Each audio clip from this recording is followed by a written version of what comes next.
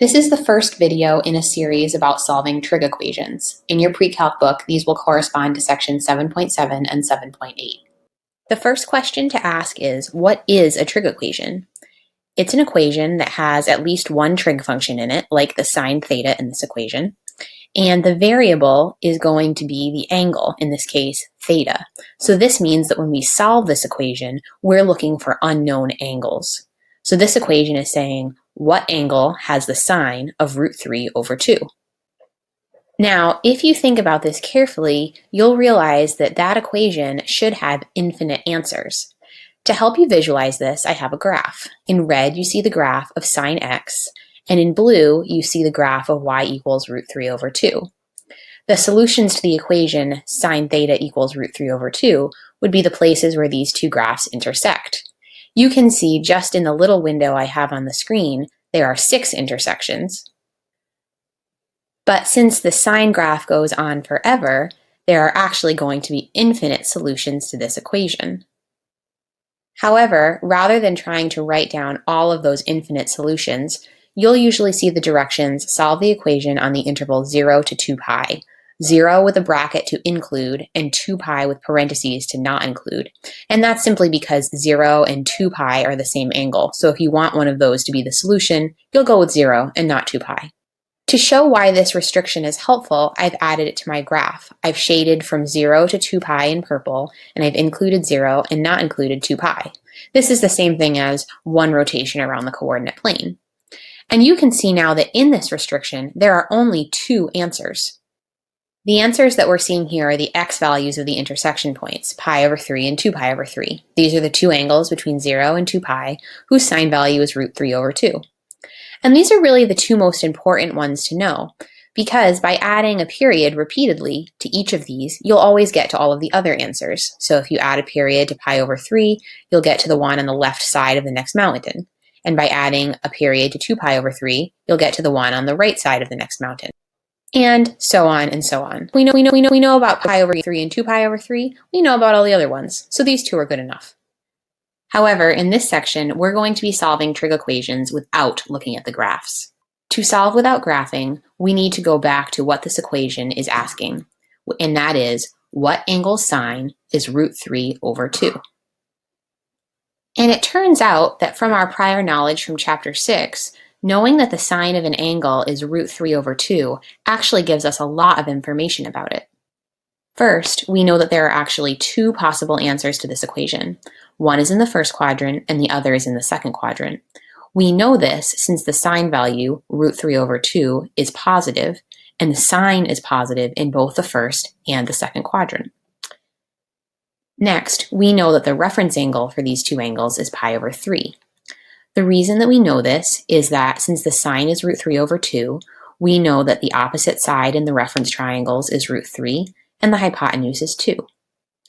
We need to recognize these 2 numbers as coming from the 30, 60, 90 right triangle, and remember that in that right triangle, the 60, or the pi over 3, is what's opposite the root 3, making pi over 3 the reference angle here. Once we have the quadrant and the reference angle, we can find the actual angles represented by those lines I drew. In the first quadrant, that's just going to be pi over 3, and then in the second quadrant, it's going to be pi minus pi over 3, or 2 pi over 3. And those are going to be my 2 answers on the interval 0 to 2 pi, pi over 3 and 2 pi over 3. Now, usually when you see solving one of these equations for the first time, that basic thought process generally makes sense, but you feel a little bit of a panic because I just referred to so much old information from chapter 6. So the end of this video is going to be a little refresher on some of that information about quadrants and reference angles that you need to know in order to solve these equations. In the solution to the problem we just saw, the first thing I talked about was picking the quadrants for my answer angles. And if you recall, I had a positive sign, so I picked quadrant 1 and quadrant 2. I was using ASTC to remind me of that. Everything's positive in the first, sine's positive in the second, tangent's positive in the third, and cosine is positive in the fourth. The reciprocal functions have the same sign as the original. So for example, cosecant will have all the same signs as sine because they're reciprocals.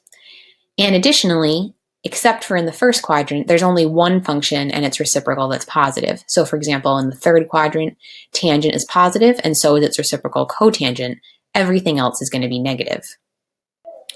So if you know the sign, SIGN, for a trig function, then there's only going to be two possible quadrants that you can pick. For example, if cosine's negative, that's only going to be in quadrant 2 and quadrant 3 for your answers. The second part is finding the reference angles. So for that, you have to look at the actual numbers in the trig value that you're given. If you're going to be seeing 1s, 2s, and root 3s in there, that means that you're going to be looking at pi over 6 or pi over 3 as your reference angle, because they're in the same triangle with those 3 numbers as the sides. The big thing to look for is that 2 is going to always be your hypotenuse in this triangle, and the 1 and the root 3 are going to be the adjacent and the opposite. You want to remember that 1, the smaller of 1 and root 3, is across from the pi over 6, and root 3, the larger out of those two numbers, 1 and root 3, is across from the pi over 3. You also want to be on the lookout for rationalized trig values. For example, a lot of times you might see root 3 over 3 for tangent or cotangent, but you want to remember that that actually came from 1 over root 3. So those are the numbers that you're going to see for your opposite and your adjacent in the triangle. It's usually a little easier to tell when pi over 4 is going to be your reference angle. For that, you're going to be looking for 1s and root 2s in your trig value. For that, the hypotenuse is the root 2, and both the adjacent and the opposite are 1. You're going to want to be on the lookout, again, for rationalized values. Root 2 over 2 comes from 1 over root 2, so you'll see that in your sine and cosine.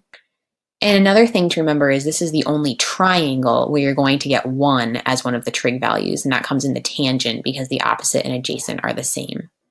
I made that comment about pi over 4 being the only reference triangle where there is a 1 as a trig value, because otherwise when you see 1 as a trig value, like for sine and cosine, that's going to be referring to one of the angles that lands on an axis. If your answer is going to be an angle like 0, pi over 2, pi, 3 pi over 2, or 2 pi, you're going to see trig values for the sine and cosine like 0, 1, and -1, and a tangent of 0. This comes from using the point that is 1 away from the origin to calculate these trig values, taking the y value of the point for the sine, the x value of the point for the cosine, and to find the tangent, doing the y over the x. This is one situation where you may end up with only one answer to your equation instead of two. For example, pi is the only value where cosine is equal to -1. There's not a second option there. The purpose of this video was to describe the general concept behind solving a trig equation. In the other videos that will come in this series, we'll talk about strategies for solving more complicated equations.